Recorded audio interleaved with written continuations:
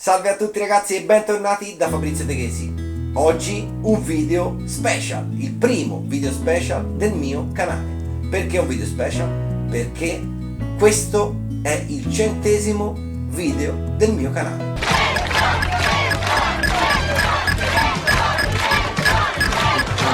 Quindi mi sono sentito, in dovere di fare qualcosa di diverso, che esula un po' dalle tematiche solite trattate in questo canale. E cosa voglio dirvi in questo video? In questo video voglio spiegarvi perché faccio video. Quindi andiamo a vedere.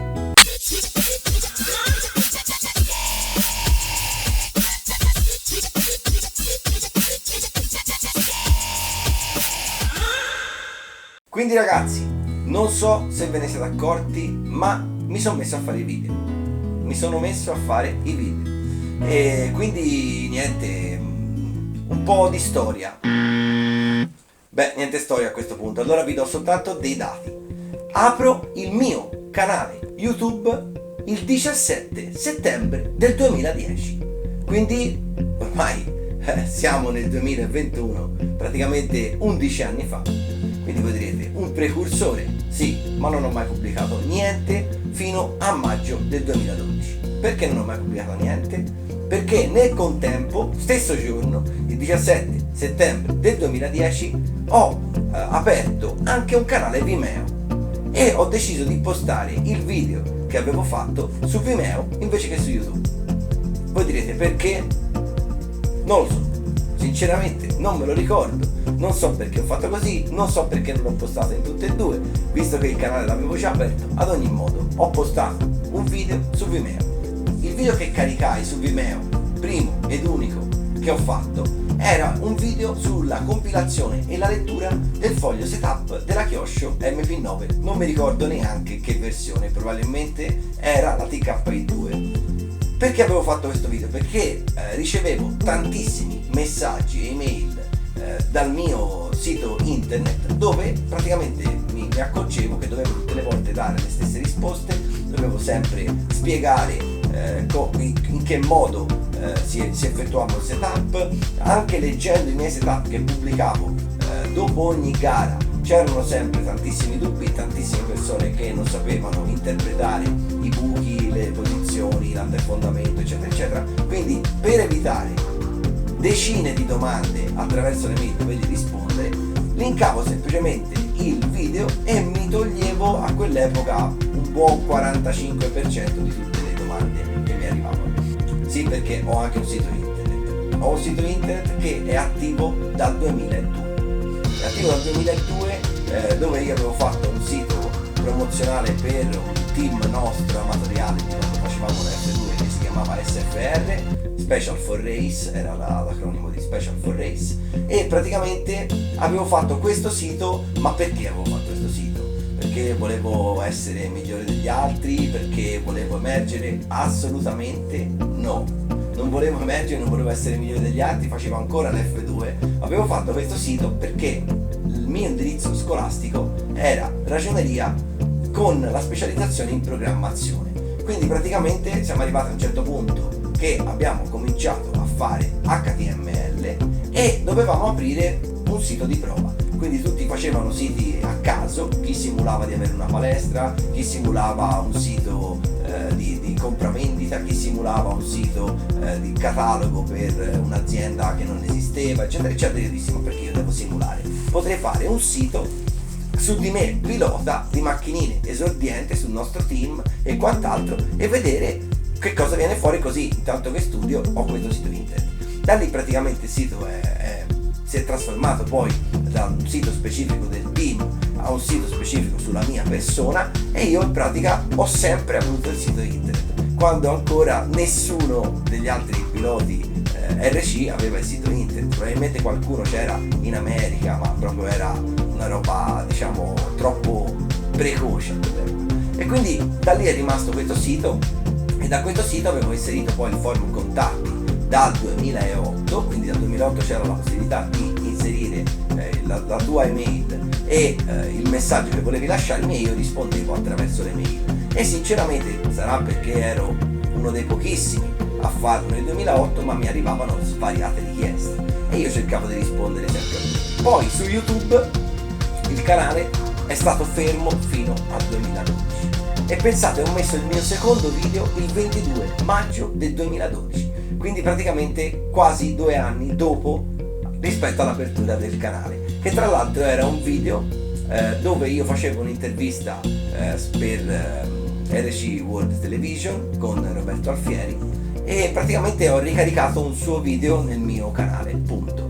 Da lì, ancora un anno dopo, ho caricato il mio secondo video e pensate, fino a marzo del 2018 avevo caricato soltanto 10 video, quindi solo 10 video in 8 anni dall'apertura del canale.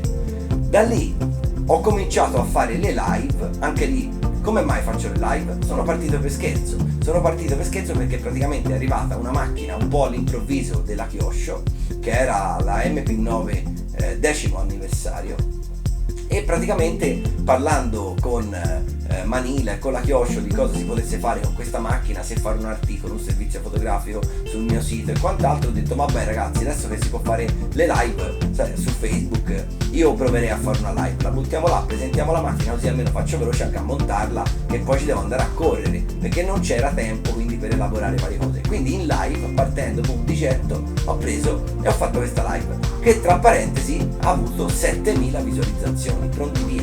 Anche lì sono stato abbastanza un precursore, perché nel mondo del modellismo quasi nessuno faceva le live quando sono partito io, e quindi anche lì, da lì in avanti, usavo il canale YouTube per pubblicare soltanto video delle live già fatte. Poi ho messo 2 o 3 tutorial anche là per cercare di aiutare su 2 compiti abbastanza semplici apparentemente, ma se fatti bene portano dei vantaggi, come l'inserimento dei cardani centrali e il corretto fissaggio con il grano dei cardani centrali e il metodo di montaggio e riempimento dei differenziali. Ma nonostante tutte le live, nonostante tutti questi video, fino a un anno fa avevo fatto soltanto 22 video. Poi col discorso un po' della pandemia e col discorso che eravamo fermi, mi sono detto ma perché non cominciare con YouTube in modo serio? Ho detto, cosa può succedere?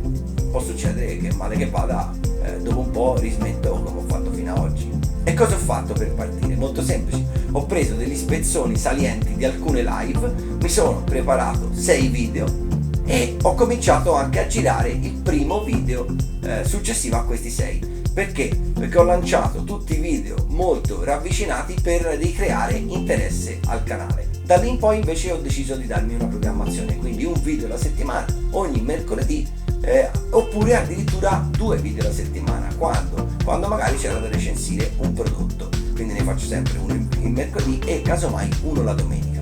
Poi questa programmazione non è stata sempre rispettata, perché molte volte ho fatto per esempio la recensione di mercoledì, ma vabbè, queste sono cose fuorvianti. Fatto sta che siamo arrivati a 100 video caricati, quindi se la matematica non è un'opinione, io in un anno ho fatto 78 video, tra l'altro non video di 2-3 minuti, non video con macchinine in action che girano, ma tutti video con parlato, tutti video abbastanza elaborati. La mia media è dai 16 ai 20 minuti, insomma, ogni video, e quindi praticamente è chiaro che siano video non semplicissimi.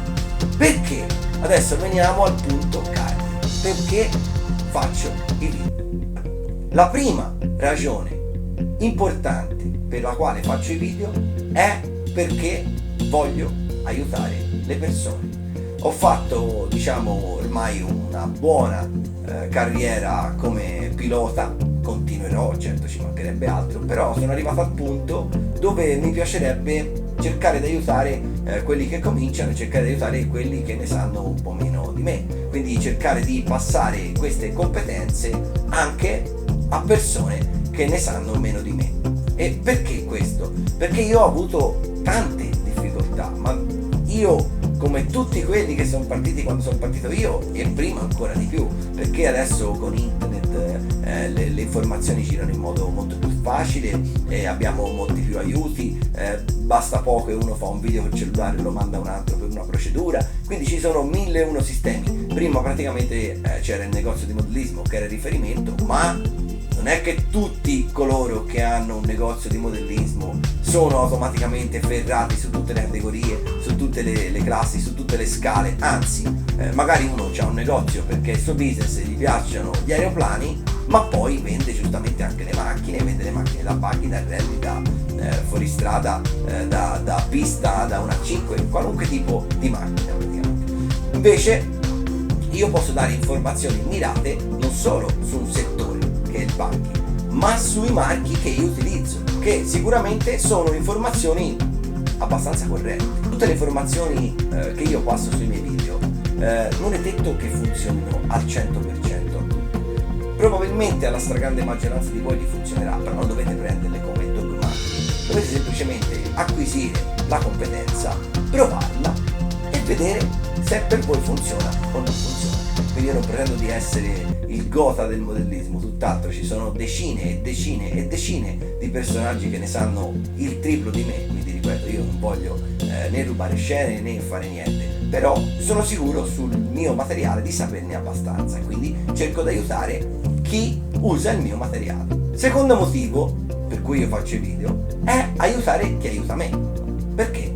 È chiaro che se un'azienda mi sponsorizza e mi dà una mano nell'attività agonistica mia, nonostante che si sa benissimo tutti che non vado più in pista per giocarmi il titolo nazionale o per giocarmi una finale d'europeo e quant'altro, ma sicuramente sono nella top 10 italiana ancora, lo sono da praticamente penso 14 anni di fila, nei primi 10 al campionato italiano, però non sono più la persona che può lottarsi il titolo. Quindi per dare maggior motivazione dell'azienda ad aiutarmi, faccio i video sui prodotti che queste aziende commercializzano. Molto semplice, io penso che questo sia abbastanza condivisibile da tutti. Un'altra motivazione per cui faccio i video è sicuramente promuovere la mia attività, quindi promuovere la mia attività di vendita e quindi magari far vedere i prodotti e poi chissà,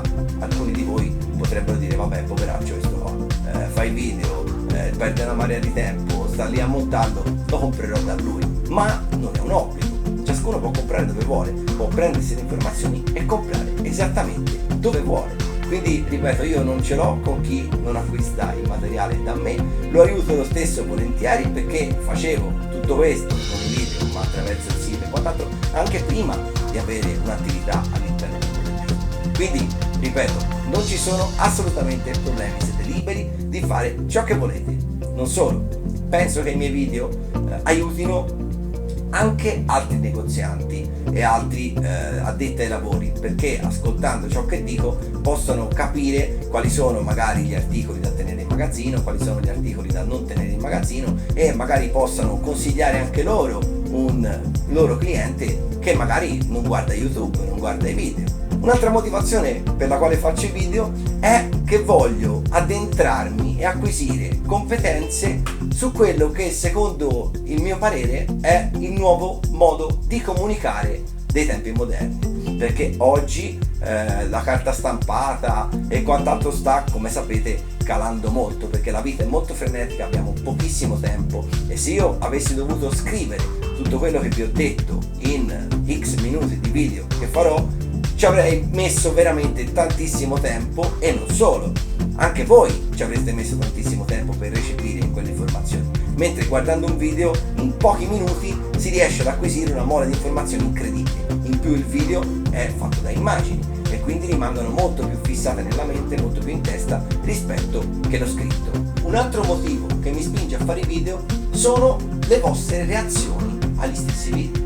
Sto ricevendo tantissimi messaggi di complimenti e questo ovviamente insomma mi fa piacere ed è quello che sinceramente spinge a continuare a produrre video e a creare contenuti per questa piattaforma. Non solo, tanti di voi a proposito mi hanno chiesto ma Fabri, io guarda c'ho il negozio a 1,5 metri da casa, oppure è mio zio, oppure il negozio mi ci servo da 25 anni, sempre dallo stesso, eccetera eccetera. Io guarda, sono contentissimo, però vorrei in qualche modo dirti grazie, ma come si fa? Perché io, ripeto, acquistare da te non posso, perché ormai mi trovo bene da quel negozio piuttosto che da quell'altro, eccetera eccetera. Allora, sappiate che per me era una cosa veramente assurda fino a quando non sono entrato in questo mondo, però poi frequentando YouTube e capendo un po' come funziona mi sono ovviamente adattato anch'io, e questa cosa la fanno praticamente tutti. Ci sono delle piattaforme per fare i cosiddetti tip, le offerte, no? Praticamente, quindi uno, se mi vuole offrire un caffè, c'è per esempio su YouTube in alto a destra il link PayPal Me. Uno mette €1 un caffè, come se andassimo insieme a prendere un caffè al bar e mi offrite un caffè. Quindi ripeto, non vi sentite obbligati ad acquistare dal mio negozio. Chiaramente se lo fate ne vado fiero, ne sono contento, però ci sono tantissimi modi per poter dare un grazie per aver prodotto questo tipo di contenuti. Come ci sono tantissimi, ma tantissimi messaggi positivi, ci sono anche sicuramente gente che mi sparlerà dietro, gente che dirà ma cosa si è messo a fare, il protagonista vuole essere lui, vuole essere qua, vuole essere là, eccetera eccetera. Ma anche questo, frequentando un po' di canali di altre persone, mi sono accorto che è una cosa estremamente normale. D'altra parte non si può piacere a tutti, d'altra parte non si può essere simpatici a tutti, ed è anche questo fondamentalmente il bello della situazione. Quindi ragazzi, in sintesi, perché faccio i video? Lo dice il mio slogan che ho coniato qualche mesetto fa, che dice all you need is passion, per passione, perché sono appassionato come voi. Quindi ragazzi, al prossimo video, ciao!